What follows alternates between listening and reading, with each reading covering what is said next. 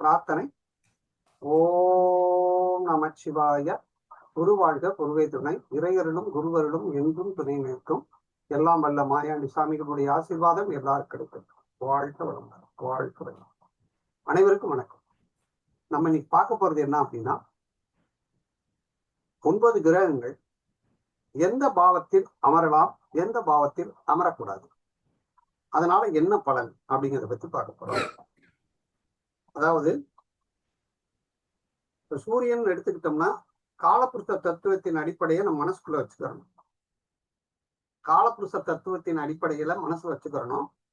அது காலப்புருஷ தத்துவத்துக்கு இதே ரூல் தான். எந்த லக்னமா இருந்தாலும் இதே ரூல் தான். எந்த லக்னமா இருந்தாலும் இதே ரூல் தான். காலப்புருஷ தத்துவத்துக்கு அடிப்படையை நம்ம எடுத்துக்கிறோம் அப்படிங்கிறத வச்சுக்கிறோம். உதாரணமா பாருங்க, 12 கட்டம் போட்டுக்கோங்க. இந்த 12 கட்டத்துல எங்க இன்ட்டு போட்டிருக்கோம்னு பாருங்க. அந்த இடத்தில் நடுவுல சூரியனை போட்டு அமரக்கூடாது அப்படின்னு எழுதுங்க. சூரியன் அமரக்கூடாது. இப்ப சூரியன் எங்கெங்க அமரக்கூடாது அப்படின்னா, 2ஆம் வீட்டில் அமரக்கூடாது, 7வது வீட்டில் அமரக்கூடாது, 10வது வீட்டில் அமரக்கூடாது, 11வது வீட்டில் அமரக்கூடாது. சூரியனுக்கு அப்படின்னு எடுக்கிறாங்க.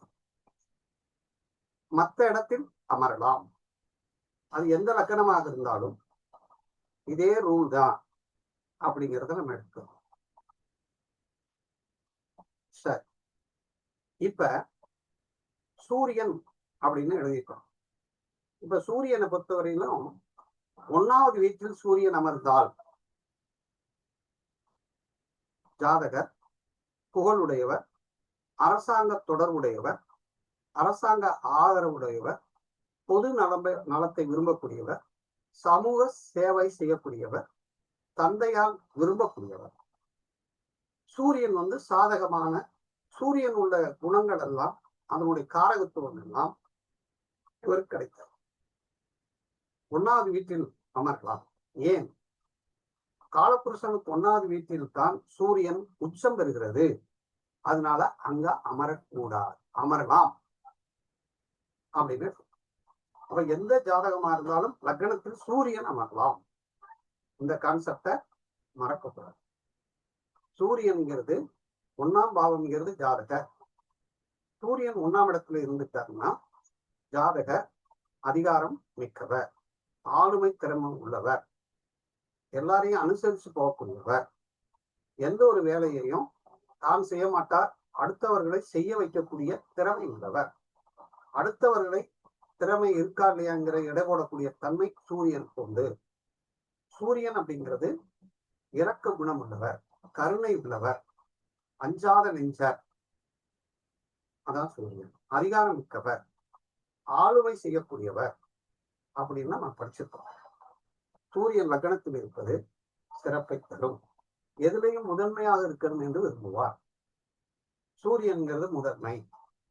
சரி, 2ஆம் இடத்துல சூரியன் இருந்தால், 2ஆம் இடத்துல சூரியன் இருப்பது சிறப்பல்ல. 2ஆம் இடம் காலப்புருஷனுக்கு 2ஆம் இடத்துல சூரியன் பகை பெறுகிறார். முதல் வீட்டுல உச்சம் பெறுகிறார், 2வது வீட்டுல பகை பெறுகிறார். இதனால 2ஆம் வீட்டில் சூரியன் போய் உட்கார்ந்தோம்னா, சூரியன் 2 கண்ணுக்குடையவர், சூரியனும் கண்ணுக்குடையவர், காரக பாவ நாஸ்தி. அதனால கண்ணின் வாழ்த்து, கண்ணாடி போடக்கூடிய நிலைமை வரும். பொருளாதாரத்தில் பாதிப்பு ஏறக்கூடிய நிலைமை வரும். அப்ப 2ஆம் பாவத்தில் சூரியன் அமர்வது கண்ணி பாதிப்பு, தந்தையின் மூலம் குடும்பத்தில் பிரச்சனை வரும், பகைப்படுகிறார், அதனால பிரச்சனை வரும் அப்படிங்கிறத நீங்க எடுத்துக்கணும். இப்ப 3வது இடத்துல போய் அமர்கிறார். அப்ப 3ஆம் இடத்துல அமரும்போது 3வது வீடு சூரியனுக்கு சம வீடாக இருக்கிறது. 3ஆம் வீட்டில் இருக்கும்போது அரசாங்கத்தின் மூலமாக உதவியையும், சுயமாகவே முயற்சி செய்யக்கூடியவராகவும், தந்தையின் அந்த தந்தைக்கு வயதுக்கு ஒப்பானவர்கள்லாம் உதவி செய்யக்கூடியவர்களாகவும், எந்த ஒரு முயற்சியும் முதன்மையாக எடுக்கக்கூடியவராகவும் இருப்பார். குழந்தைகளால் நன்மைகளையும் பெறுவார். சகோதரனாலையும் இளைய சகோதரனாலையும் சிறப்பை பெறுவார் அப்படின்னு சொல்லுவாங்க. 4ஆம் பாவத்தில் சூரியன் இருந்தால், 4ஆம் பாவத்துல சூரியன் இருந்துட்டான்னு வச்சுக்க, நன்மை. ஜாதகர்கள் கல்வியில் மேன்மை அடைவார். 4ஆம் பாவங்கிறது என்னது? கல்வி. 4ஆம் பாவம் என்பது வாகனம். அப்ப வாகனம் நல்ல மதிப்பு மரியாதை உள்ள வாகனங்களை வாங்கக்கூடியவராகவும் இருப்பார். மதிப்பு மரியாதை உள்ள சொத்து உள்ளதாகவும் இருப்பார். அப்ப பூர்வீக சொத்துக்கள், வீடு இதெல்லாம் அமையக்கூடிய வாய்ப்பு உண்டு.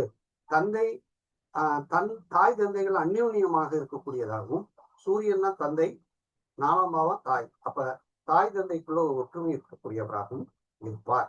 சூரியன்னா அதிகாரம். தாய் அதிகாரம் செய்யக்கூடியவராகவும், ஆளுமை செய்யக்கூடியவராகவும், ஒரு மதிப்பு மரியாதை உள்ளவராகவும், இரக்க கருணை உள்ளவராகவும் தன் தாய் இருப்பாங்க அப்படின்னு இருக்கணும். அப்ப 5ஆம் இடத்தில் என்றால், இதன் மூலம் ஜாதகருக்கு நிச்சயமாக புத்திர பாக்கியம் உண்டு. அப்ப மகன் எப்படி இருப்பார்? அதிகாரம் உள்ளவராகவும், ஆண் குழந்தையாக இருக்கிறதுக்கு வாய்ப்பு உண்டு. குல தெய்வத்தினுடைய அனுக்கிரகம், பூர்வ புண்ணியத்தினுடைய அனுக்கிரகம், பூர்வாங்கமான தொடர்புகள் ஏற்படும் என்றும், நண்பர்களுடைய உதவிகள் கிடைக்கும் என்றும், அப்படி இல்லாம ஆழ்ந்த அறிவுகள் இருக்கும் என்றும், புத்திரத்தினால் புகழும் அடையக்கூடியவராகவும் இருப்பார்கள் என்றும், அதாவது கல்வி வேள்வியில் சிறந்த புத்திரர்களை பெறுவார்கள் என்றும் நாம எடுத்துக்கணும். 5ஆம் இடத்தில் இருப்பது காலபுருஷனுக்கு 6ஆம் இடம் கன்னி ராசியில் சம வீடாக இருப்பதால், இது 6ஆம் வீட்டில் இருந்தால் ஜாதகருக்கு அரசு உதவியையோ அரசாங்க வேலையையோ எல்லாம் கிடைக்கக்கூடிய வாய்ப்பு உண்டு. 6ஆம் பாவம், 6ஆம் பாவம்னா நோய். 6ஆம் பாவம் வந்தா கண்ணுல நோய். 6ஆம் பாவத்துல வந்தா எலும்புல பிரச்சனை. 6ஆம் பாவம் என்பது நோய். 6ஆம் பாவம் என்கிறது இதயத்தில். 6ஆம் பாவம் என்பது அதாவது தண்டுவடம், நம்முடைய தண்டுவடம், மூளை, இதெல்லாமே பிரச்சனை இருக்கும்.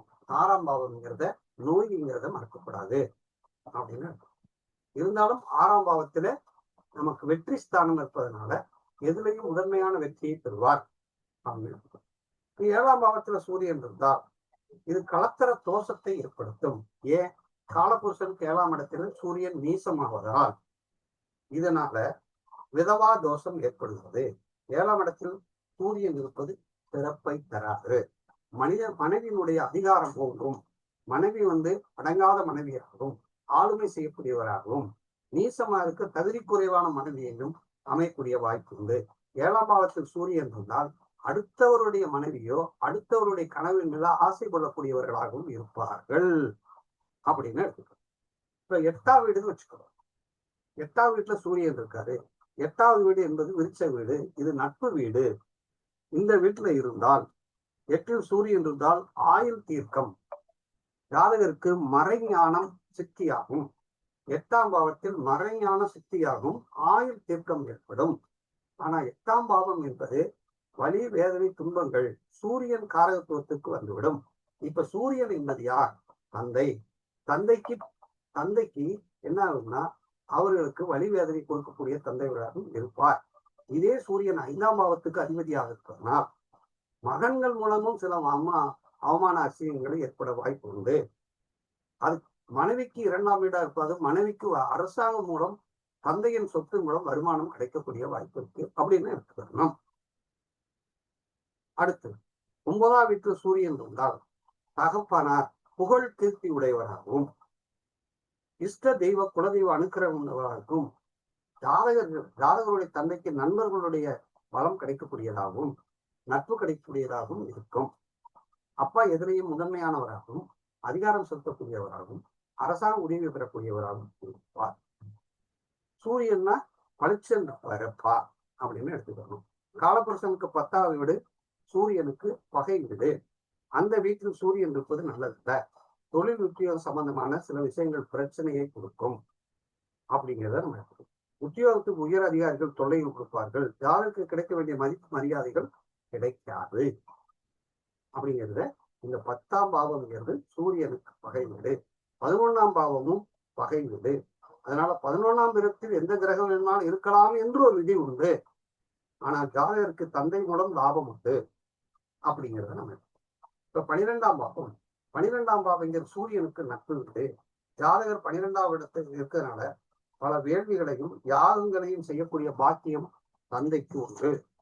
அதனால சூரியனாக இருப்பதனால் தந்தையின் மூலமாக வரவு தந்தையின் மூலம் முதலீடு உண்டு, தந்தையின் மூலம் செலவுகளும் உண்டு அப்படிங்கிறத. அப்ப இது ஒரு பாவத்தை நம்ம பார்க்கும்போது இந்த 12 பாவத்துக்குள் சூரியன் இருந்தால் என்ன பலன் அப்படின்னு நம்ம பார்க்கணும். அப்ப சூரியன் இதேதான் எந்த லக்கணமாக இருந்தாலும் இதே கான்செப்ட மனசுக்குள்ள வச்சுக்கணும். அப்ப எங்கெங்க இருக்கக்கூடாதுன்னு மட்டும் ஒருத்தர் மைக் ஆஃப் பண்ணி ஆன் பண்ணி சொல்லுங்க.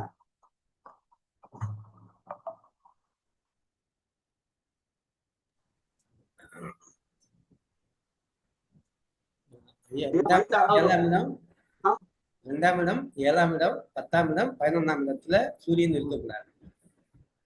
அப்படி இருக்கிறது சிறப்பை தராது. எந்த லக்கணமாக இருந்தாலும் இந்த இடத்துல இருக்கக்கூடாதுன்னு. 7ஆம் இடம் அப்ப இந்த காலபுருஷன் கேள்ல நீசமாகிறதுனால 7ஆம் இடத்துல இருக்கக்கூடாதுன்னு. இப்ப புரியுதா? ரெண்டாம் படம்யா என்ன கால்குலேஷன் இருக்கக்கூடாது? 2வது வீடு சுக்கிரனுடைய வீடு, சூரியனுக்கு பகை. ஓகே, இதுங்க 7ஆம் இடம்ன்றது அது நீச்சமாகறதுனால சூரியனுக்கு நீச வீடு. சூரியனுக்கு 7வது வீடு நீச வீடு. இல்லைங்க, 10 11 கேக்குறேன். 10 பகை வீடு. சனி வீடுனாலும் சனிக்கு சூரியன் பகைனாலும் அது அப்படி சொல்றீங்க, பகை வீடு. Right, okay. அப்ப இத நம்ம மனசுக்குள்ள வச்சுக்கணும். குருஜி, இப்ப மேஷ லக்னத்துக்கு 10ல சூரியன் இருந்தா திக்பலம் பெறுவார் இல்லையா? திக்பலம் பெறுவார் 2வது கான்செப்ட். முதல் கான்செப்ட் அவர் பலம் குறைவா இருக்காரு. எடுத்தோடனே நம்ம என்ன செய்யணும்னா திக்பலம், புஷ்கரான வம்சம் இதெல்லாம் 2வது. இத ஃபர்ஸ்ட் நம்ம பார்க்கணும். இருக்கக்கூடாத பாவத்துல இப்ப 2ஆம் பாவத்துல கண்ணாடி போடுவான் இல்லையா? இருந்தா 2ஆம் பாவத்தில் சூரியன் இருந்தால் கண்ணாடி போடுவேன். சூரியன் 2ஆம் பாவத்தில் இருந்தா அரசாங்கத்து மூலம் வருமானம் வரும், தந்தையின் மூலமும் வருமானம் வரும். புரியுதா? 1ஆம் பாவத்துல இருந்தா ஜாதகர் திறமையானவர், நேர்மையானவர் அப்படின்னா. இப்ப 2ஆம் பாவத்துல இருந்தா அவர் எப்படி பேசுவாரு? அதிகாரத்தோட பேசுவாரு, அரவணைப்போட பேசுவாரு, தொடர்ச்சியாக பேசுவாரு, சூடா பேசுவாரு, சூடா சாப்பிடுவாரு. 3ஆம் பாவத்தில் சூரியன் இருந்தா முதன்மையான முயற்சி பண்ணுவாரு. போக்குவரத்துக்கு போனோம்னா அரசாங்க பஸ்ல எழுதியே போவாரு. 3ஆம் பாவத்துல சூரியன் இருந்தா அரசாங்க பஸ்லதே ஏறுவாரு. பிரயாணம் அப்படின்றதுனால. 4ஆம் பாவத்துல சூரியன் இருந்தா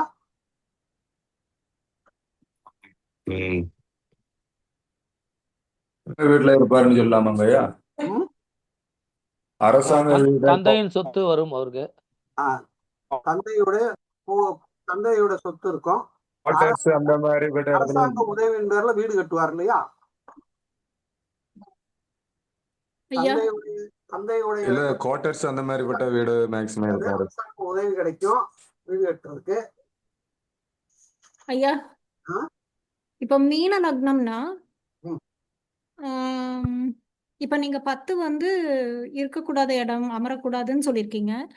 ஆனா மீன லக்னத்துக்கு 10 வந்து தனுசுவா வரும், காலபுருஷனுக்கு அது 9வது. அது எப்படி எடுக்கிறதுங்க? காலபுருஷனை பத்தி மறந்துடணும். இந்த கான்செப்டை கொண்டு போய் அப்படியே லக்னத்தை வச்சுக்கிறணும். மீன லக்னம்னா மீனத்துல இப்ப மீனத்துக்கு 2ஆம் இடத்துல சூரியன் உச்சமா இருப்பார். மீனத்துக்கு சூரியன் உச்சமா இருப்பாரு. அப்ப கண்ணாடி போட்டாருன்னா வேகமா கண்ணாடி போட்டுருவாரு இல்லையா? பவர் அதிகமா இருக்கும் இல்லையா? இள வயதிலே போட்டுருவாரு. ஆமா, அப்படின்னு எடுக்கணும். அப்ப 2ஆம் பாவத்திலே சூரியன் இருந்தா உச்சமானத்தான வருமானம் வரும்.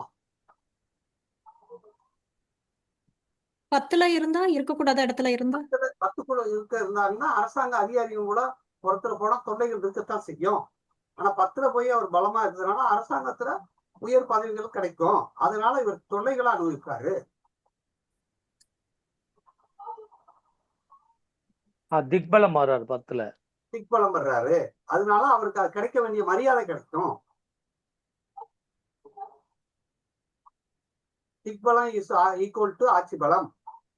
என்னதான் கிடைச்சாலும் அது அவருக்கு வந்து ஒரு கஷ்டம் நஷ்டம் இருக்கும். காலபுருஷ தத்துவத்தினுடைய பேசிக் இருக்கத்தான் செய்யும். ம்.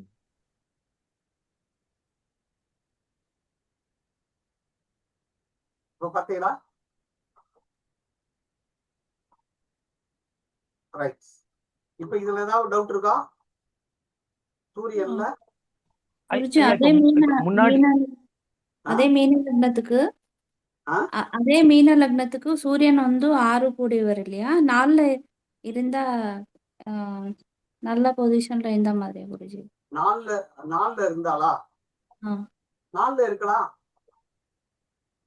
அதான் 4ல இருந்தா சிறப்பு தானே. சிறப்புதான். காலபுருஷ தத்துவத்தை அதாவது சூரியன் எங்க இருக்கக்கூடாதுன்னு சொல்றோம்? 2ல இருக்கக்கூடாது, 7ல இருக்கிறார், 10ல இருக்கிறார், 11ல இருக்கக்கூடாதுன்னு சொல்லியிருக்கோம். ஆமா ஆமா. ஆமாங்க. இருந்தா அதனுடைய பவர் குறைவு அப்படிங்கறத மனசுல வச்சுக்கணும். அப்ப 6ஆம் அதிபதி அது எல்லாம் எடுக்க வேணுமா குருஜி? அப்படி சொல்லணும். 6ஆம் அதிபதி அது 2வது கான்செப்ட். ஓகே ஃபர்ஸ்ட் கான்செப்ட் காலபுருஷ தத்துவா. ஓகே.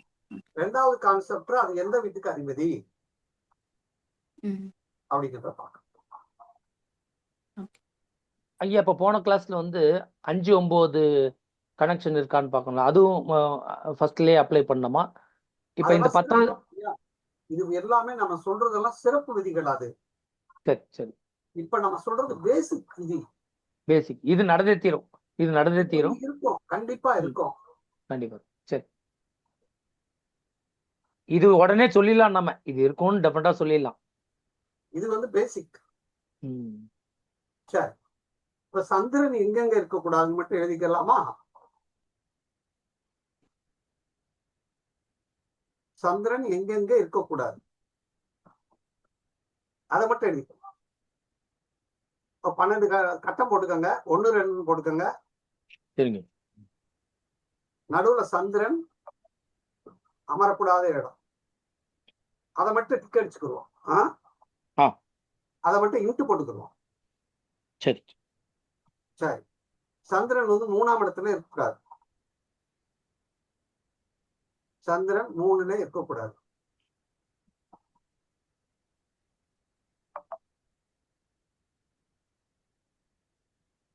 சந்திரன் 6ல இருக்கக்கூடாது. சந்திரன் 7, 8, 10, 11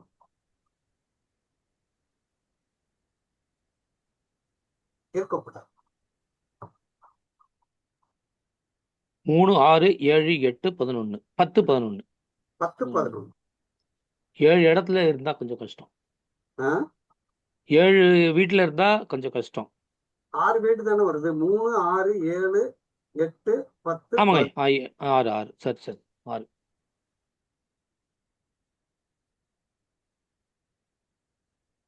இப்ப லக்னத்தில் சூரியன் இருந்தால் தாயின் மூலமாக இவனுக்கு நல்ல அரவணைப்பு கிடைக்கும், அன்பு கிடைக்கும், அரவணைப்பு கிடைக்கும். தாயின் மீதும் அன்புடையவராக இருப்பார். ஜாதகருக்கு வீடு, வாகனம், சுகம் உண்டு. ஜாதகருக்கு பூர்வீக சொத்து கிடைக்கும். நிலன்புலன்களும் சேர்க்கை உண்டு. ஏன்னா 4ஆம் வீட்டின் அதிபதி சந்திரன் எத்தனை குடையவர்? 4 குடையவர். அப்ப லக்னத்தில் இருக்கிறவர்களுக்கெல்லாம் சந்திரன் இருப்பது சிறப்பு. சரி, 2ஆம் வீட்டுல இருந்தார் சந்திரன் உச்சமாறாரு. நல்ல போஜனம் கிடைக்கும். என்னைக்குமே சாப்பாடுக்கு குறை இருக்காது. இவர் அன்பாகவும் கனிவாகவும் பேசக்கூடியவராகவும் இரக்கமான பேச்சு, எப்பயுமே கனிவான பேச்சு இருக்கும். நல்லா பேசுவாரு. 2ஆம் இடத்துல சந்திரன் இருந்தா எப்படி பேசுவாரு? எந்த லக்னமாக இருந்தாலும் 2ஆம் இடத்துல சந்திரன் இருந்தா அவருக்கு எப்படி இருக்கும் பேச்சு? இனிமையா பேசுவாரு. சாந்தமா பேசுவாரு. அடுத்தவர்களுக்கு நல்லா புரியும். இப்ப எனக்கு 2ஆம் பாவத்துல சந்திரன் இருக்காரு, என்னுடைய பேச்சு எப்படி இருக்கு? ரொம்ப ரொம்ப அருமையா இருக்கும் ஐயா. உணவுக்கு நம்மளுக்கு ஐயா, 2ல தான் இருக்குங்க. நம்மளுக்கு 2ல தான் இருக்குங்க. இப்ப பாருங்க, 2ஆம் இடத்துல சந்திரன் இருந்தால் உணவுக்கு பிரச்சனையே இருக்காது. எங்க போனாலும் வாங்கன்னு கூப்பிட்டு சாப்பாடு போட்டுருவாங்க.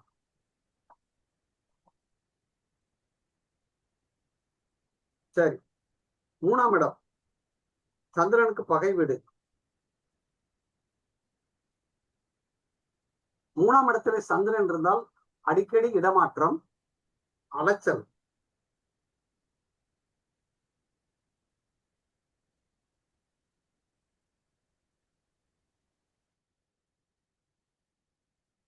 அடிக்கடி இடமாற்றம் இருக்கும். ஏன்னா சந்திரனும் இடமாற்றம், 3ஆம் பாவமும் இடமாற்றம். போயிட்டே இருப்பார். ஊர் சுத்தின்னு அர்த்தம். அப்படி வச்சுக்கலாமா? ஆமாங்க. ஆனா 3ஆம் இடத்துல சந்திரன் இருந்தா தாய் வந்து இளைய சகோதரன் மேலதான் பாசம் வச்சிருப்பாங்க, இவர் மேல வைக்க மாட்டாங்க.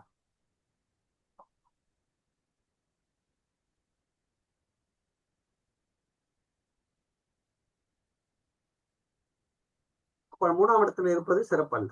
சரி, 3ஆம் இடம் என்பது முயற்சி பண்றது, மனசு.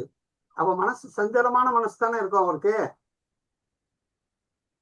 குழப்பமான மனநிலை உடையவர், நிலையற்ற மனநிலை உடையவர். அடுத்து 4வது வீடு.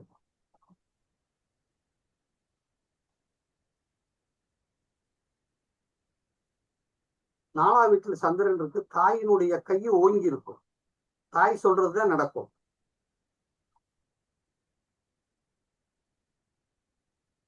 தாயினுடைய அன்பு முழுமையா கிடைக்கும். தாயினுடைய கை ஓங்கி இருக்கும். இப்ப 4ஆம் வீட்டுல சந்திரன் இருந்தா அவ வீடு தாய் பேர்ல தானே இருக்கும். ஆமாங்க ஐயா. உங்க அதாவது 4ஆம் வீட்டுல சந்திரன் இருந்தா எப்பயுமே வீடு எப்படி இருக்கும், தாய் எப்படி இருப்பா, சந்திரன் எப்படி இருப்பான்? ஆமா, அது அன்பு, பிரகாசமா ஆதரவு. தான் இருக்கும்.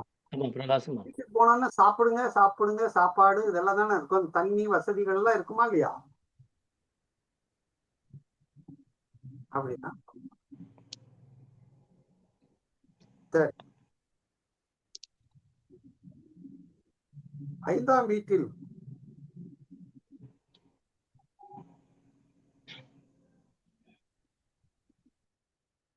குலதெய்வத்தின் மேல அதிகமான பற்று இருக்கும். பெண் குலதெய்வமாக இருக்கும். பெண் பிள்ளைகள் மேல அதிக பற்றுதல் இருக்கும். 5ஆம் பாவம்னா குழந்தை, பெண் குழந்தை மேல பற்று, பெண் குலதெய்வமா இருக்கும்.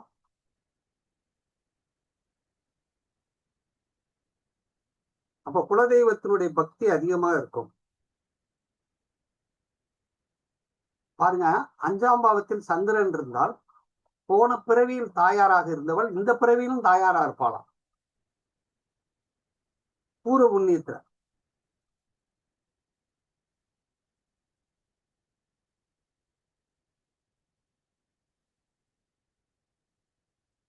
சரி, 6ஆம் இடத்துல இருந்தா தாயினுடைய அன்பு முழுமையா கிடைக்காது.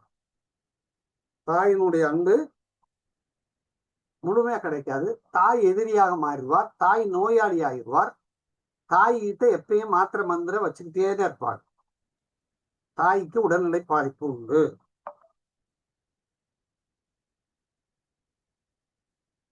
அப்ப 6ஆம் வீட்டுல இருந்தா நிலமுலங்கள் பிரச்சனை இருக்கும், தண்ணி பிரச்சனை இருக்கும், போஜன பிரச்சனை இருக்கும், உணவு பிரச்சனை இருக்கும் 6ஆம் வீட்டுல இருந்தால். அப்ப நோய் இருந்தா சந்திரன் சம்பந்தப்பட்டது, நீர் சம்பந்தப்பட்டது, ஜலதோஷம், ஆஸ்துமா, நீர் சம்பந்தமான நோய்கள்லாம் வருமா இல்லையா? பெண்ணா இருந்தா கர்ப்பப்பை பிரச்சனை, ஆணா இருந்தா கிட்னியில பிரச்சனை, ஜலதோஷம் இதெல்லாம் ஏற்படுமோ? 7ஆம் வீட்டுல சந்திரன் இருந்தால் 7ஆம் வீட்டுல இருக்கலாமா? இருக்கக்கூடாது. கணவன் மனைவிக்குள்ள ஒற்றுமை இருக்காது. 7ஆம் வீட்டில் சந்திரன் இருந்தால் மனைவிக்கும் தாய்க்கும் ஆகாது. எழுதி வச்சுக்கோங்க. 7ஆம் வீட்டில் சந்திரன் இருந்தால் மனைவிக்கும் தாய்க்கும் அடிக்கடி சண்டை சச்சரவு பிரச்சனை இருந்து கொண்டே இருக்கும்.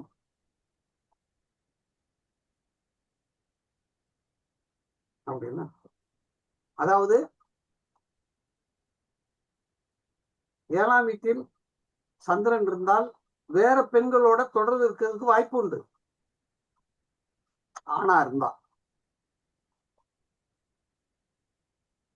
வேற பெண்களால பிரச்சனை வரக்கூடிய வாய்ப்பு உண்டு. 8ஆம் பாவத்தில் சந்திரன் இருந்தால், ஏன்னா 8ஆம் பாவத்துல சந்திரன் நீசம் தானே.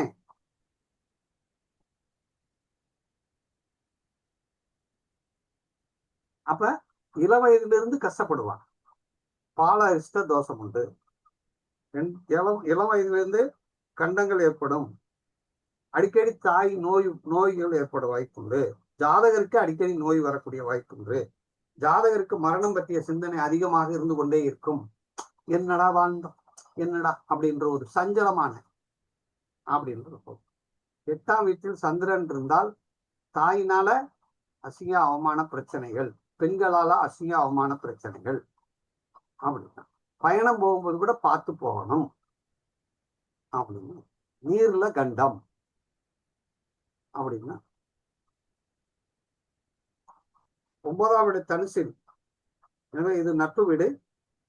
இது சந்திரன் இருந்தால் தாய் தந்தையர் மிக அந்யோன்யமாக இருப்பார். 9ஆம் வீட்டுல சந்திரன் இருந்தால் 9ஆம் வீட்டுல சந்திரன் இருந்தால் அப்பாவும் அப்பாவே தாய்மாய் இருப்பார் அப்படின்னு.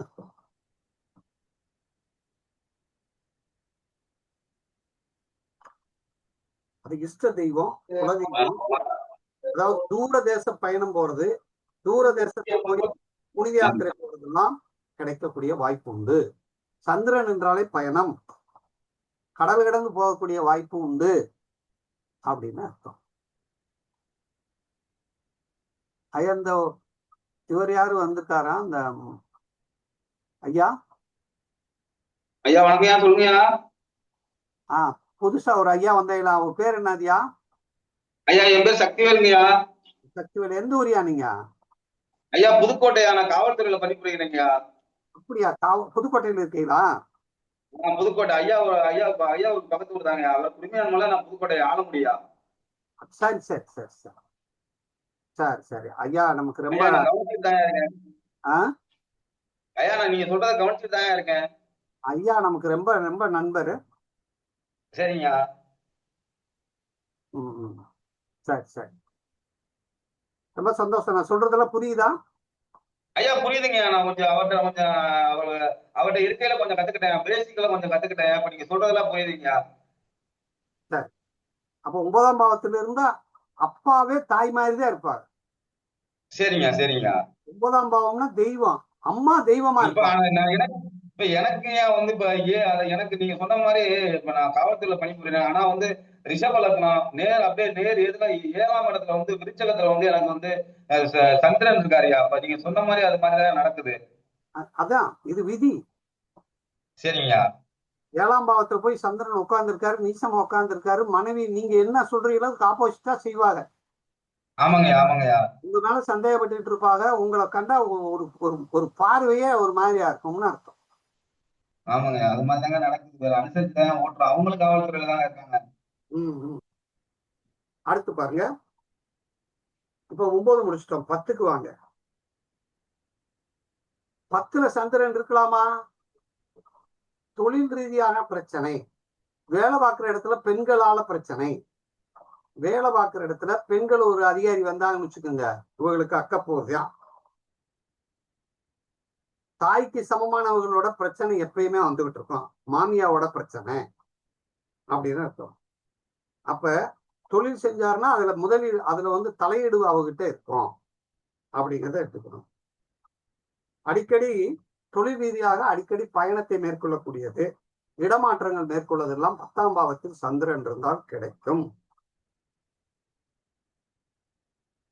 சரி, இப்ப 11ஆம் வீட்டுல இருக்கலாமா? 11ஆம் வீட்டுல இருக்கக்கூடாது. அப்படி நின்றால், அதாவது 11ஆம் வீட்டில் இருப்பதால் தீமை அதிகமா வராது. ஏன்னா எந்த கிரகம் 11ஆம் வீட்டில் இருந்தால் லாபத்தை தரும். தாய் மூலம் லாபம் கிடைக்கும், தாய் மூலம் மன திருப்தி கிடைக்கும். 11ஆம் பாவம்ங்கிறது கஷ்டமா இருந்தால் கூட அதன் மூலம் நமக்கு சில பிரச்சனை கொடுத்தாலும் சரியாயிடும் அப்படின்னு. சரி, 12ஆம் இடம். 12ஆம் இடத்துல இருந்தால் ஜாதகருக்கு சுகம் துக்கம் பஞ்சம் பஞ்சமத்தையில் சயனம் மறைமுகமான சொத்துக்கள் உண்டு. 12ஆம் பாவத்துல சந்திரன் இருந்தா அவன் அந்த பயணம் போனாலும் அல்லது அயனமானாலும் பயணம் போனாலும் சயனம் தூங்குறதாக இருந்தாலும் சுகத்தை அனுபவிக்கிறதுல கெட்டிக்காரன்னு அர்த்தம். அதே மாதிரி தாய் முதலீடு செய்வாங்க, தாய்க்கு விரயம் பண்ணுவாங்க, தாயினால விரயம் பண்றதுக்கு வாய்ப்பு உண்டு அப்படின்னு அர்த்தம். இப்ப சந்திரனால இவ்வளவு நமக்கு கிடைக்கிறது. இப்ப இது புரியுதா? எங்க இருக்கக்கூடாது? யாராவது ஒருத்தர் சொல்லுவாப்பா, சந்திரன் எங்கே இருக்கக்கூடாது? சந்திரன் 3ஆம் பாவகம், 6ஆம் பாவகம், 7ஆம் பாவகம், 8ஆம் பாவகம், 10ஆம் பாவகம் மற்றும் 11ஆம் பாவகத்தில் இருப்பது இருக்கக்கூடாது. இப்ப புரியுதா? சரி, 11 இருக்கலாம் சொன்னீங்களா? 11 கூடாதா? 11 இருக்கக்கூடாது. ஆனா 11 எந்த கிரகம் வேணா இருந்தாலும் அது மூலம் லாபம் கிடைக்கும் அப்படின்னா கஷ்டத்திலும் லாபம், கஷ்டத்திலும் லாபம். சரி, இப்ப செவ்வாய்க்கு போயிடலாமா? ஐயா ஒரு நிமிஷம். 6ல சந்திரன் இருந்தா அம்மா நோயாளின்னு சொன்னீங்க. அதுக்கப்புறம் இது பெண்ணா இருந்தா கர்ப்பப்பை பாதிப்பு, ஆணா இருந்தா கிட்னி பாதிப்புன்னு சொன்னீங்க. இப்ப பாதிப்பு தாய்க்குங்களா இல்ல ஜாதகருக்குங்களா? தாய்க்கும் உண்டு. 6ஆம் பாவத்துல போய் சந்திரன் உட்கார்ந்தா தாய் காரகம். நல்ல கவனிங்க. 6ஆம் பாவம், இது அருமையான கேள்வி. It's very good question. 6ஆம் பாவத்துல போய் சந்திரன் உட்கார்ந்தா சந்திரன்ங்கிறத தாயின்னு எழுதிக்கங்க, 6ஆம் பாவம் நோயின்னு எழுதிக்கங்க. இப்ப எப்படி சொல்லுவியா? சொல்லுங்கம்மா. நோய் தாய்க்கு நோய்வாய்ப்பட்டிருப்பார். தாயாரு தலைமாட்டிலேயே மெடிசன் வச்சிருப்பாங்கன்னு அர்த்தம். சரி, அடுத்த கொஸ்டின் என்னன்னா, இந்த சந்திரன்ங்கிறது கர்ப்பப்பை, 6ஆம் பாவம் நோய். இப்ப கர்ப்பப்பை ஜாதகருக்கு கர்ப்பப்பையிலும் கிட்னியிலும் நோய் வரும். இப்ப புரியுதா? இந்த சந்திரனை இது லக்னபாவ சம்பந்தத்துல ஜாதகருக்கு வரும். பாருங்க, உயிர்காரகத்துவமான ஒரு பலனும், நல்லா பாருங்க, உயிர்காரகத்துவமான ஒரு பலனும் மற்ற காரகத்தினால பொது காரகத்தினால ஒரு பலனையும் எடுக்கணும். நார்மல். அதாவது ஒரு கிரகத்தை நம்ம எடுத்துட்டோம்னா உயிர் காரகத்துவ யாரு, உறவு காரகத்துவ யாரு, பொது காரகத்துவ யாரு, உடல் உறுப்பு காரகத்துவ யாரு? இப்ப புரியுதா? இது எல்லாமே பாதிக்குங்களா? இதுல ஏதோ ஒண்ணு எல்லாமே பாதிக்கும். அவங்க ஜாதகமா வீக்கா இல்லாம நல்லா இருந்துச்சுன்னு வச்சுக்கோங்க, தொட்டுட்டு விட்டுரும்.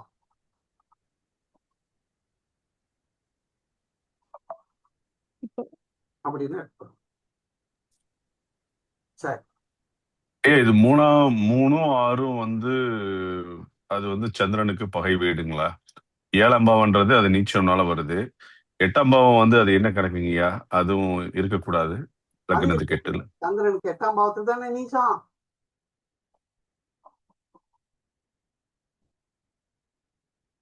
சரி, அடுத்த செவ்வாய்க்கு போயிடலாமா? ஐயா, அது முக்கியமான டாபிக். இது நீங்க எங்க வேணாலும் சொல்லி பார்க்கலாம்.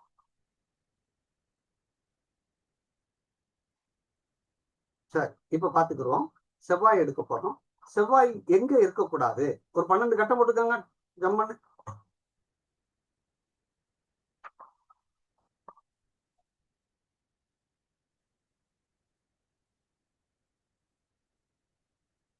மூணாம் இடத்துல இருக்கக்கூடாது, இழுத்து போட்டுக்கோங்க.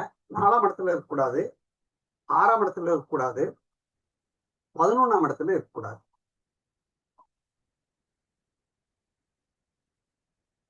போட்டீங்களா? 3, 6 3, 4, 6 11 4 இடத்துல இருக்கக்கூடாது.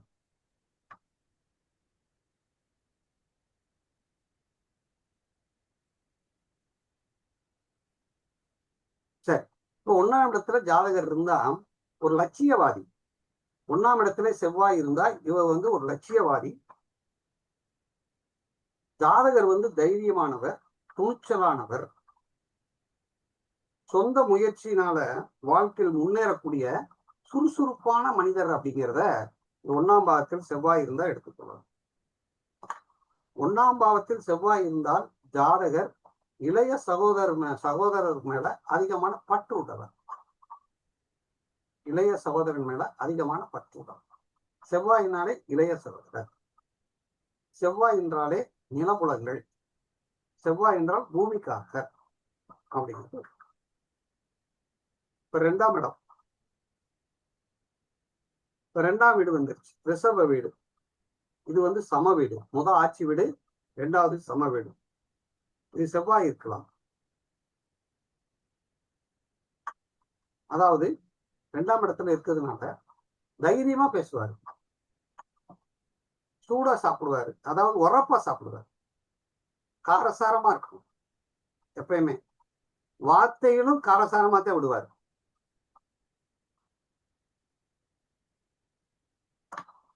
எப்பயுமே குடும்பத்தின் செவ்வாய் தான் பாதுகாப்பு, குடும்பத்தின் மேல அக்கறை, பாதுகாப்பு உள்ளவராக இருப்பார். அக்கறை, பாதுகாப்பு உள்ளவர், குடும்பத்தின் மேல பாதுகாப்பா இருப்பார். செவ்வாய் 2ஆம் இடத்துல இருந்தா கண்ணு சிவப்பா இருக்கும், கோவ கண்ணுடையவரா இருக்கும், முகம் எப்பயுமே சிடுசிடுன்னு இருக்கும்.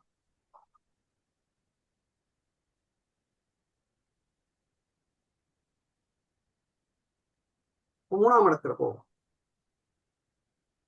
3ஆம் இடத்துல செவ்வாய் இருக்கலாமா, இருக்கக்கூடாதா? இருக்கக்கூடாது. அப்ப சகோதரருடைய கருத்து வேறுபாடு வரும். காரகோபாவா நாஸ்தி ஆயிடும். சகோதரருடைய கருத்து வேறுபாடு வரும். நிலங்கள் வச்சிருந்தா பிரச்சனை வரும். நிலத்தின் மூலமாக பூர்வீக சொத்து இருந்துச்சுன்னா அதுல பிரச்சனை, தகராறு இருக்கும். அவருடைய முயற்சி அத்தனையுமே எத்தனை இருக்கும், ஃபோர்ஸாத்தே இருக்கும். 3ஆம் பாவம், 3ஆம் பாவங்கிறது பயணம். நடந்து போனான்னு வச்சுக்கோங்க, வேகமா தான் நடப்பேன். 3ஆம் பாவங்கிறது நடைப்பயிற்சி, வேகமா தான் நடப்பேன்.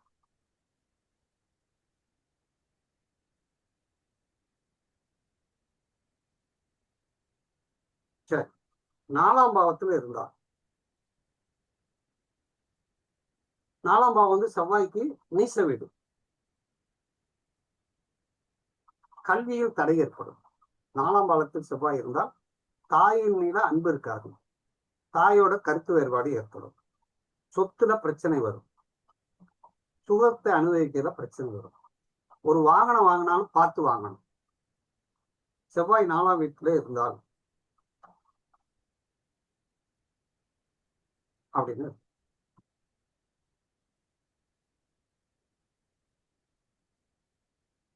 இப்போ 5ஆம் வீட்டுல இருந்தா சொன்னிச்சுங்க, விளையாட்டுல எப்படி இருப்பான், தூரே. விளையாட்டு போட்டியில கெட்டிக்காரன், எதை எடுத்தாலும் பேரும் புகழ் உடையவனாக இருப்பான். இவனுக்கு காவல் தெய்வம் தானே குலதெய்வமா இருக்கும். செவ்வாய் கையில ஆயுதம் வச்சிருப்பாங்க. செவ்வாய் என்னன்னா கையில ஆயுதம், கொடூரமான தெய்வங்கள் இவனுக்கு குலதெய்வமா இருக்கும். முருகனே கூட குலதெய்வமாக இருக்கும் அப்படின்னு எடுத்துக்கணும். பக்தி அதிகமாக உள்ளவனாகவும் இருப்பான் அப்படின்னு. இவனுக்கு குழந்தை எப்படி இருக்கும், 5ஆம் பாவத்துல செவ்வாய் இருந்தா? கோபக்காரனா இருப்பான், துடிப்பான ஆளா இருப்பான், துடிப்பான ஆள். வேகமான ஆளா இருப்பான் அப்படின்னு. இப்ப 6ஆவது வீட்டுல செவ்வாய் இருந்தா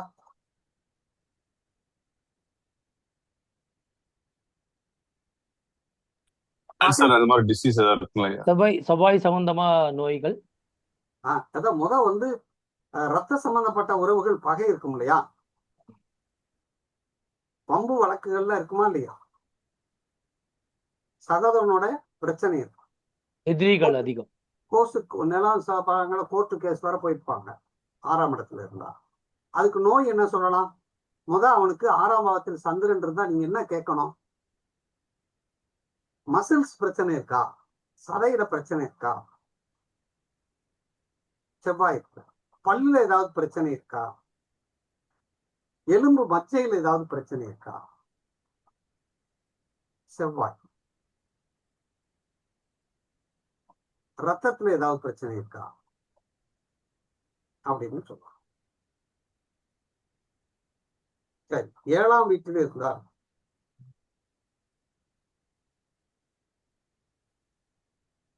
ஏழாம் வீட்டுல செவ்வாய் இருந்தா மனைவி எப்படி இருப்பா? எப்படி இருப்பாங்க? துடிதுடிப்பா இருப்பாங்க, ரொம்ப அதிகாரம் இருக்கும். அதிகாரம் இருக்கும், கோபக்காரங்களா இருப்பாங்களா ஐயா? கோவக்காரங்க. கோபம் இருக்கும், வேகம் இருக்கும், பாதுகாப்பான பொண்டாட்டியா இருக்கும். அதாவது கூட்டத்துக்கு போகும்போது பொண்ணை புருஷனை முன்னாடி விட்டு பின்னாடி போச்சுன்னா 7ஆம் வீட்டுல செவ்வாய் இருக்குன்னு தானே அர்த்தம். சண்டைக்கார பொண்டாட்டியா தான் இருக்கும்.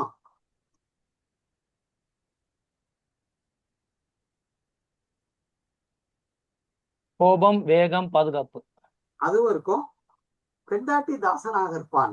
எப்படி சொல்லணும்? 7ஆம் வீட்டில் செவ்வாய் இருந்தா அவ எப்படி இருப்பா? பெண்டாட்டி சொல்றத கேட்பேன். 7ஆம் வீட்டில் செவ்வாய் இருந்தால் பெண்டாட்டி தாசன். 7ஆம் வீட்டில் செவ்வாய் இருந்தால் மனைவி காமம் அதிகம் உள்ளவர்களாக இருப்பார். செவ்வாயினால் காமம் அப்படின்னா மனைவிட்ட அடி வாங்குறாருன்னு அர்த்தம்.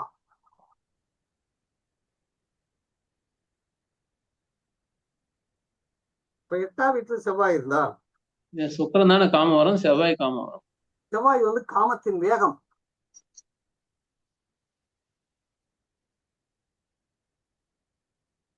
காமத்தின் வேகம் அப்படின்னா சரி. 8ஆம் வீட்டு செவ்வாய் இருக்குப்பா, தீர்க்க ஆயுள். செவ்வாய் 8ல் இருப்பது தீர்க்க ஆயுள், மாங்கல்ய பலம் உண்டு. 8ஆம் வீட்டில் செவ்வாய் இருந்தா மாங்கல்ய பலம் உண்டு, ஆயுள் தீர்க்கம்.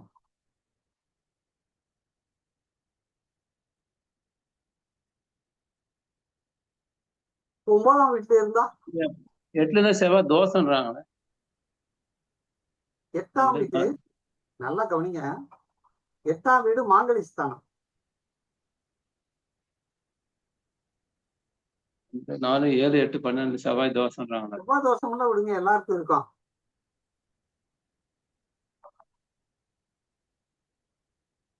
ஒன்பதாம் வீட்டில் செவ்வாய் இருந்தால் சமூகத்தில் நிலைநாட்டணும், நீதியை நிலைநாட்டணும் நினைக்கான். சமுதாயத்துல நான் தானே பெரிய ஆளு அப்படின்னு நினைக்கான். நம்பிக்கையுடையவனா இருப்பார், தான தர்மங்கள்ல ஈடுபடக்கூடியவனா இருப்பார். இதன் பேர் வரணும்னு நினைப்பேன். செவ்வாய்.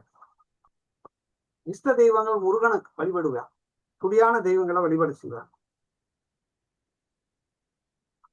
10ஆம் வீட்டில் செவ்வாய் இருந்தால் அந்தஸ்துள்ள தொழில், கௌரவமான தொழில். 10ஆம் வீட்டுல போய் செவ்வாய் உச்சமா உட்கார்ந்துருக்கு. அதனால அந்தஸ்து, கௌரவம் அதெல்லாம் கிடைக்கும். பச்சைமையில கையெழுத்து போடுறாங்கன்னா 10ஆம் வீட்டுல செவ்வாய் இருக்கணும்னு சொல்லுவாங்க. ஐயா எனக்கு செவ்வாய் 10ல் ஐயா. எங்க போனாலும் மரியாதை கிடைக்கும். 11ஆம் வீடான 11ஆம் வீட்டுக்கு செவ்வாய் போனால் செவ்வாய் 11ல் இருப்பது நல்லதில்லை. 11ல் எந்த கிரகம் வேண்டுமானாலும் இருக்கலாம் என்ற ஒரு சிறப்பு விதி இருப்பதனால கொஞ்சம் தீமை குறைவாக ஏற்படும். ஜாதகர்னால, சகோதரனால நன்மை உண்டு. ஜாதகருக்கு 1க்கும் மேற்பட்ட திருமணங்கள் நடக்க வாய்ப்பு உண்டு. 11ஆம் வீட்டிலே செவ்வாய் இருந்தால் 1க்கும் மேற்பட்ட திருமணம் நடக்கிறதுக்கு வாய்ப்பு உண்டு அப்படின்னு. 12ஆம் வீடு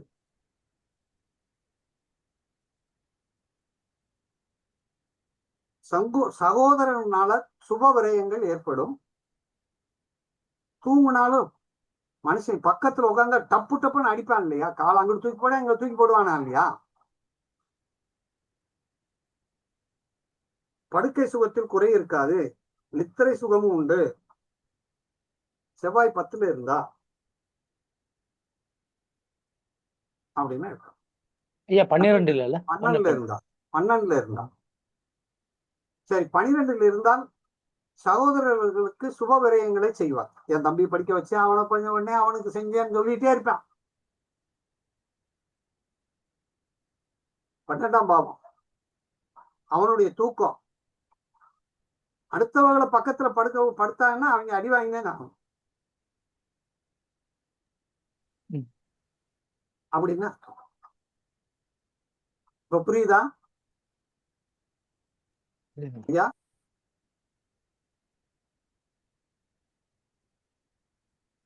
அப்ப ஒரு கிரகம் எந்த லக்னமா இருந்தாலும் எங்க இருக்கக்கூடாது. இப்ப நம்ம என்னென்ன பார்த்துட்டோம்? சூரியன் பார்த்தோம், சந்திரன் பார்த்தோம், செவ்வாய் பார்த்தோம்.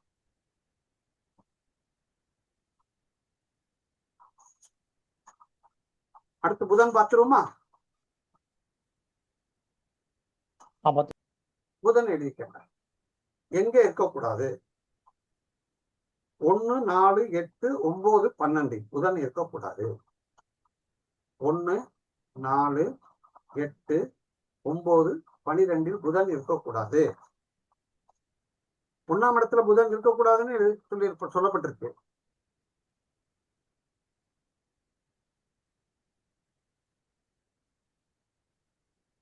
அப்ப 1ஆம் வீட்டில் புதன் இருந்தாலே, லக்னத்திலே புதன் என்றால் ஆதிபத்திய ரீதியாக தீய பலனை தரக்கூடியது. அதாவது நல்லா கவனிங்க, புதன் மேச லக்கணத்துக்கு எத்தனை கூடையவர்? 11. மேச லக்கணத்துக்கு புதன் ஐயா 3-6க்கு அதிபதி. 3-6 சகோதரருடைய சண்டை சச்சரவு இருக்கத்தான் செய்யும். கடன் இருக்கும், கடன் இருக்கத்தான் செய்யும்.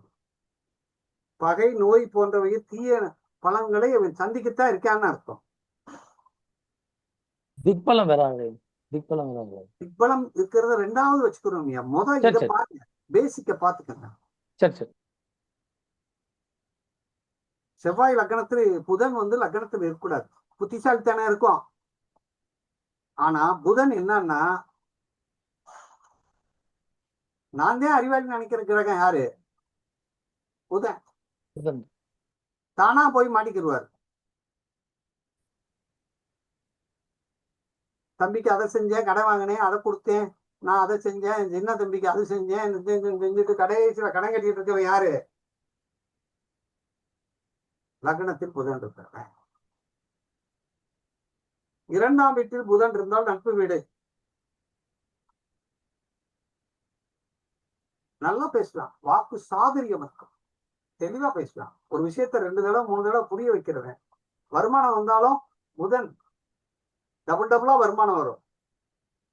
படிப்பின் மூலம் வருமானம் வரும், தாய் மாமன் மூலம் வருமானம் வரும், பத்திரிகை துறை மூலமாக வருமானம் வரும், எழுத்தின் மூலமாக வருமானம் வரும், படிப்பின் மூலமாக வருமானம் வரும்.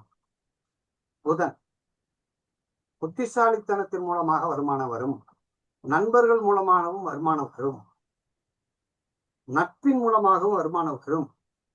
புதன்னா பேங்கின் மூலமும் லாபம் கிடைக்கும்.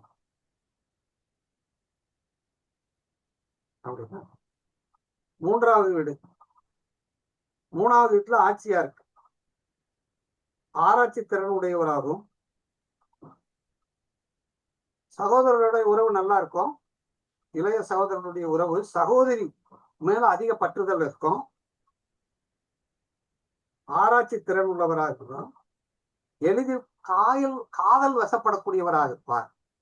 ஜாதகர் புதன்னா லவ், காதல் வசப்படக்கூடியவராகவும் காதல் வலையில் விழக்கூடியவராகவும் இருப்பார். 4வது வீடு பகை வீடு. 4வது வீட்டுல இருக்கக்கூடாது. கல்வி தடை, பூர்வீக சொத்து கிடைப்பில் சிக்கல். 4வது வீட்டுல புதன் இருந்தால் பூர்வீக சொத்து கிடைப்பதில் சிக்கல் ஏற்படும்.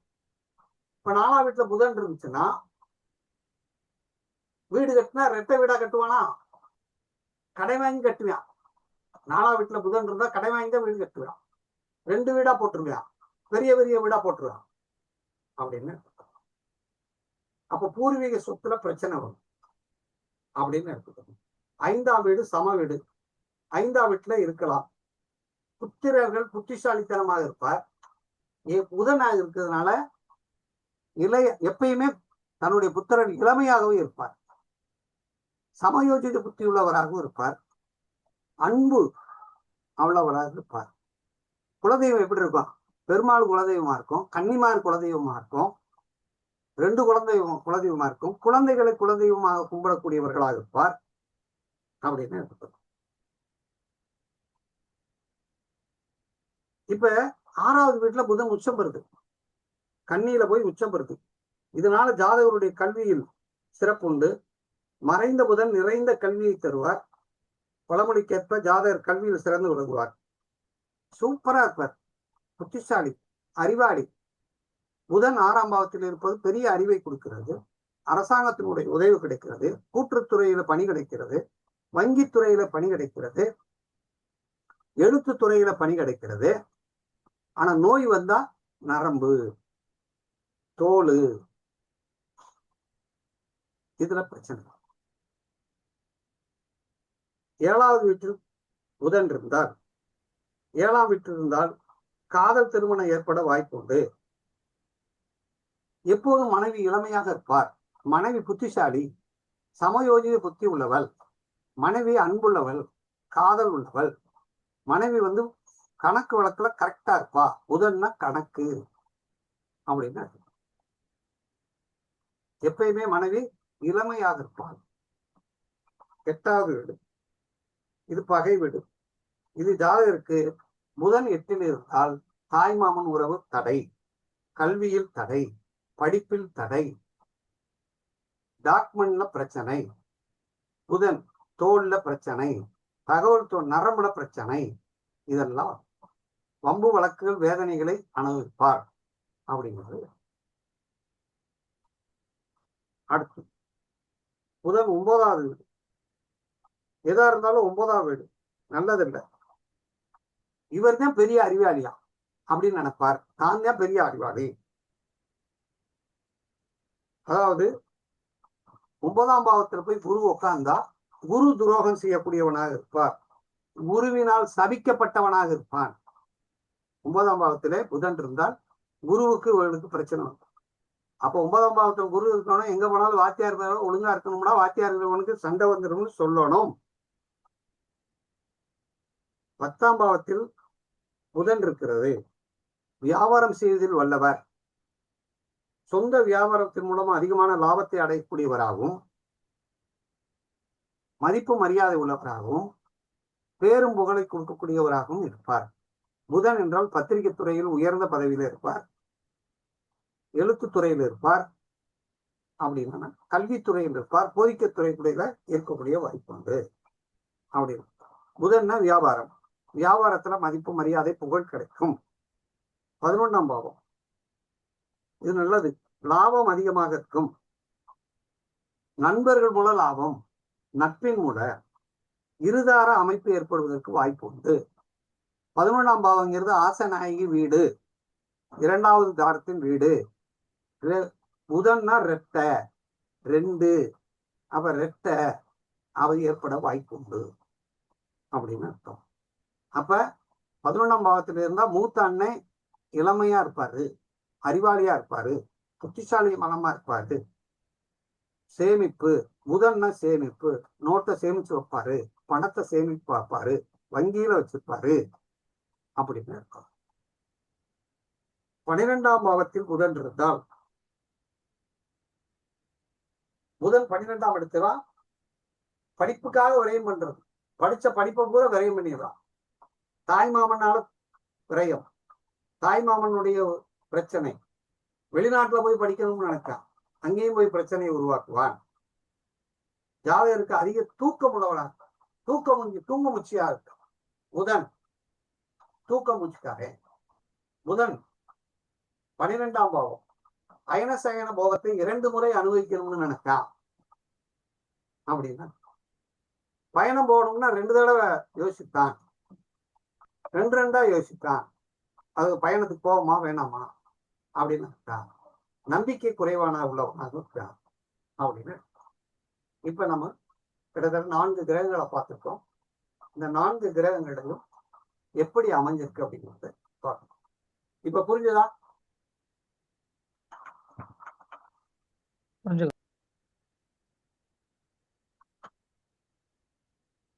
டாபிக் எப்படி போகுது?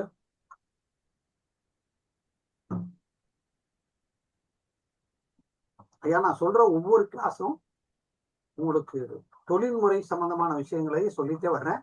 நீங்க அப்படியே திரும்ப திரும்ப திரும்ப திரும்ப திரும்ப மத்தியத்துல பதிவு வைக்கணும். புதன் 6ஆம் பாவத்தில் இருந்தா நோய் என்ன வரும்? இப்ப 4 கிரகம் பார்த்துருக்கோம். சூரியன் இருந்தா என்ன நோய் வரும்? சந்திரன் இருந்தா என்ன நோய் வரும்? செவ்வாய் இருந்தா என்ன நோய் வரும்? புதன் இருந்தா என்ன நோய் வரும்? யாராவது அப்படி மைக் ஆன் பண்ணி சொல்லுங்க பார்ப்போம். ஒவ்வொரு ஆளும் ஒன்னு சொல்லுங்க. சொன்னாங்க விஸ்வநாதன். சூரியன் 6ல இருந்துச்சுன்னா உஷ்ண சம்பந்தமான நோய்கள் இருக்க வாய்ப்பு இருக்கும். வேற சந்திரன் இருந்துச்சுனாக்க சிலேத்துமம் தொடர்பான நோய்கள் இருக்கும். செவ்வாய் இருந்தா ரத்தம் சம்பந்தமான நோய்கள் இருக்கும். புதன் இருந்துச்சுனாக்கா நரம்பு தொடர்பான பிரச்சனைகள், தோல் சம்பந்தமான பிரச்சனைகள் இருக்க வாய்ப்பு. நல்ல நல்ல பதில். ஆனா இன்னொரு விஷயம் நான் அடிக்கடி சொல்லிட்டேன், முதலே சொல்லியிருக்கேன். பாவ காரகத்துவத்தையும் கிரக காரகத்துவத்தையும் இணைத்துதான் பலன் சொல்லணும். இப்ப பாருங்க, சூரியன்னா அப்பா, 6ஆம் பாவம்னா நோய், அப்பாவுக்கு நோய். சூரியன்னா அரசாங்கம், 6ஆம் பாவம்னா வேலை, அப்பாவுக்கு அரசாங்க வேலை, அவனுக்கு ஜாதகருக்கு அரசாங்க வேலை. அப்படி இருக்கும். நோய் 6ஆம் பாவம். சூரியன்னா தண்டுவடத்துல நோய், இதயத்துல நோய். அப்ப 6ஆம் பாவத்துல சூரியன் இருந்தா அப்பாவுக்கு நோய், இவனுக்கு நோய். இவனுக்கு எங்க நோய் இருக்கு? தண்டுவடத்துல நோய், எலும்புல நோய், இதயத்துல நோய், அதாவது அவனுடைய எலும்புல இருக்கக்கூடிய பிரச்சனைகள்லாம் இருக்குன்னு சொல்றோம். சரியா? ஓகே. எப்படி இருந்தது இன்னைக்கு வகுப்பு?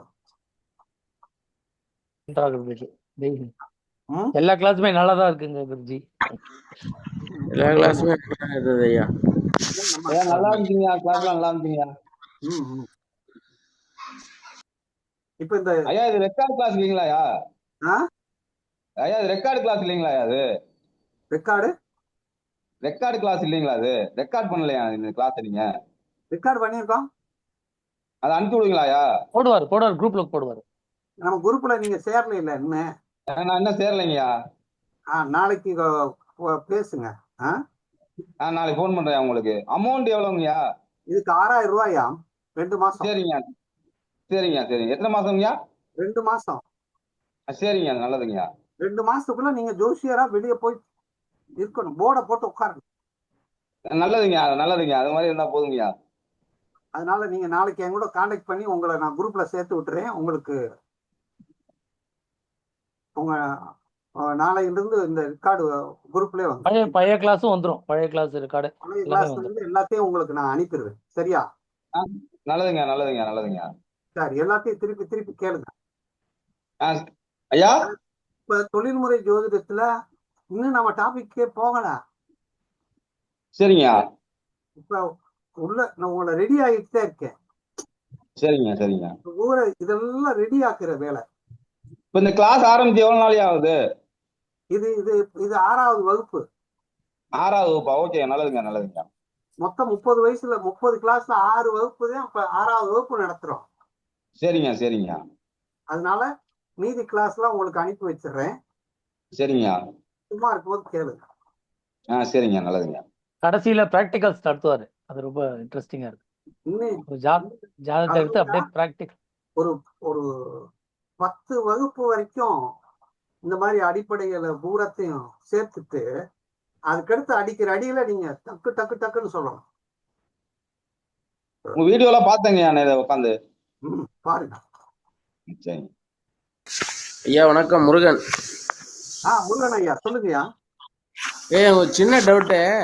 ஆ, அந்த உபய இலக்கணத்துக்கு 7-11க்கு அதிபதி மாரகாதிபதின்னு சொன்னீங்க. ஆனா வந்து 7க்கு அதிபதி தான் சார் பாதகாதிபதி. பாதகாதிபதி 7. 7க்கு ஆனா நீங்க அன்னைக்கு சொன்னது 7-11க்கு அதிபதி மாரகாதிபதின்னு சொன்னீங்க. நான் எழுதி வச்சிருக்கேன். ஆமா, அதனால அது தப்புங்களா ரைட்டுங்களா எனக்கு தெரியல. அதாவது ஐயா தரத்துக்கு வந்து 2-7 மாரகம். ஆனா அன்னைக்கு 7-11 சொன்னீங்க, அதனாலதான் கேட்டேன். 7-11 மாரகத்தையும் பாதகத்தையும் உபய இலக்கணத்துக்கு செய்யும். சரிங்க ஐயா. அப்படிங்கிறது சரி. பொதுவாகவே 7ஆம் பாவங்கிறது எல்லா லக்னத்துக்கும் பொது மாரகம், பொதுவான இடம்.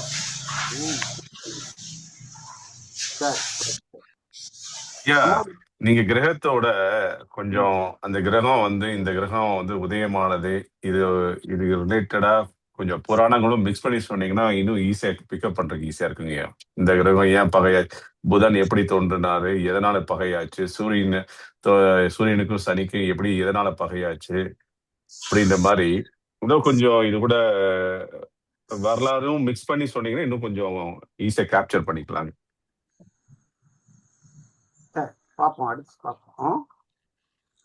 சரிங்க. ஏன்னா எல்லாத்துக்கும் நீங்க வந்து இப்ப சூரியனுக்கும் சனி பகைன்னு சொல்றோம். எதனால அவர் பகையானாரு, அப்ப இவங்க என்ன வரலாறுனால இவங்க 2 பேத்துக்கும் பகை? சூரியன் உச்சமடைகிற இடத்துல இருந்து 7வது வீட்டுல இவர் நீச்சம் ஆறாரா இல்லையா? ஆமாங்கய்யா. அப்ப 2 பேருக்கு ஆகாது இல்லையா? எதிரி புதிரி மாதிரி தான் இருப்பாங்க. சனி பகவானுடைய மகன் தானே சூரியனுடைய மகன் தானே சனி பகவான். ஆமா, அதுதான் அந்த வரலாறு தான். சூரியனுடைய சனி பகவானுடைய சூரியனுடைய மைந்தனே சனி பகவான். வீட்டுக்கு மகன் போனா நல்லது இல்ல, மகனுடைய வீட்டுக்கு அப்பன் வந்தா நல்லது இல்ல.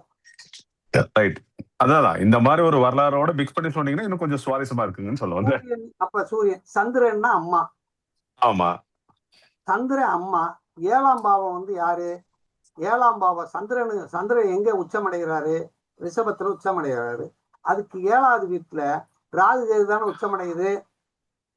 ஆமா, 7ஆம் வீட்டுல விருச்சிகத்துல வந்து அவங்க விருச்சிகத்துல கேது உச்சமடைகிறாரு இல்லையா? அப்ப அந்த தாய்க்கு வந்து அவ பாட்டி தான் பகை. சூரியன் சந்திரனுக்கு ரிஷபத்துல ராகு நீசம், அதனால அவர் உச்சமாயிராரு. அதனால அந்த இடத்துல வந்து பகையாகிறாரு. சரிங்க. செவ்வாய்னா சகோதரன். செவ்வாய் வந்து குருன்னா குழந்தை, நம்ம மகன். நமக்கு தம்பின்னா அவனுக்கு சித்தப்பா. அப்ப சித்தப்பா வந்து அண்ணன் மகன் வீட்டுக்கு போனா சிறப்பு இருக்காது, அண்ணன் மகன் சித்தப்பா வீட்டுக்கு வந்தா நல்லா இருக்காது. சரிங்க. செவ்வாய் வந்து குருவோட வீட்டுக்கு போனா நல்லா இருக்காது. குருன்னா நம்ம குழந்தை. ஆமா, செவ்வாய்ங்கிறது நம்ம தம்பி. இது 2 பேருக்குள்ள வீட்டுக்குள்ள எப்பயுமே பகையாத்தான் இருக்கும், பொறாம இதா இருக்கும். சரி. புதன்னா மாமே. ஆமா. சுக்கிரன்னா மனைவி. மனைவி அவங்க அப்பா வீட்டுக்கு போனா மரியாதை இல்ல. நம்ம மாமனார் வீட்டுக்கு அவங்க அப்பா வீட்டுக்கு போனா மரியாதை இருக்காது. சரிங்க. அதே புதன் வந்து சுக்கிரனுடைய நம்ம மனைவி வீட்டுக்கு அவ வந்தாருன்னா அவருக்கு மரியாதை இருக்காது.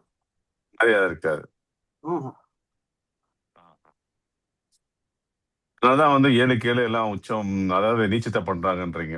7ல உச்சமானா அதுக்கு ஆப்போசிட் 7th பாவத்துல வந்து அது நீச்சமாகறாரு அப்படின்னு. ஓகே, புதன் முடிஞ்சுங்க. அப்புறம் குரு தான் சொல்லிட்டீங்க. அந்த குரு இதுக்கு நீச்சத்துக்கு சந்திரனை சொல்லியாச்சு, சனியை சொல்லியாச்சு, எல்லாத்தையும் சொல்லியாச்சு இல்லையா? இல்ல சொல்லியாச்சுங்க. புதன்னா மகாவிஷ்ணு, சுக்கிரன்னா மகாலட்சுமி. மகாவிஷ்ணு வந்து மகாலட்சுமி கிட்ட போனா 0 பவர். அதே மகாலட்சுமி வந்து புதன் மகாவிஷ்ணு கிட்ட வந்து 0. ஆ, சரிங்க. அதாவது காலபுருஷனுக்கு காலபுருஷனுக்கு 12வது வீட்டுலதான் சுக்கிரன் வந்து உச்சமடைகிறாரு. எப்பயுமே மனைவி எங்க வந்து அதிகமான அதிகமான அதிகாரம் செலுத்த முடியும்னா 12ஆம் வீடுமா இல்ல படுக்கை இடத்துல தான் செலுத்த முடியுமா, காரியத்தை சாதிக்க முடியுமா. கரெக்ட் தானுங்க. அங்க புத்திசாலித்தனம் வேலை செய்யாது. புதனுக்கு வேலை இல்லை. ஆமா. நான் புத்திசாலிங்கிறதுல சுக்கிரன் கிட்ட போனா தோத்து போயிடும். அறிவாளியா இருந்து நான் அடக்க ஒடுக்கமா இருக்கிற வேண்டாம், இந்த சுக்கிரன் வேலை செய்யாது அப்படின்னு இருக்கணும். குருன்னா படிப்பு, செவ்வாய்னா வேலை, செவ்வாய்னா விளையாட்டு. நல்லா படிக்கிறவன் வந்து விளையாட மாட்டான், விளையாடுறவன் படிக்க மாட்டான். அந்த மாதிரி கான்செப்ட் எடுத்துக்க சொல்றீங்க. புரியுதா? புரியுதுங்கய்யா. அதான் இந்த மாதிரி தாங்க அப்படியே அப்படியே அதிகாரம் செலுத்துறவன். சனின்னா வேலைக்காரன், வேலைக்காரன் வந்து வேலைக்காரன்னு சூரிய ஏத்துக்க மாட்டான். அதே மாதிரி சூரியன் முதலாளி கூட்டு வீட்டுக்கு வச்சுக்கிற மாட்டான்.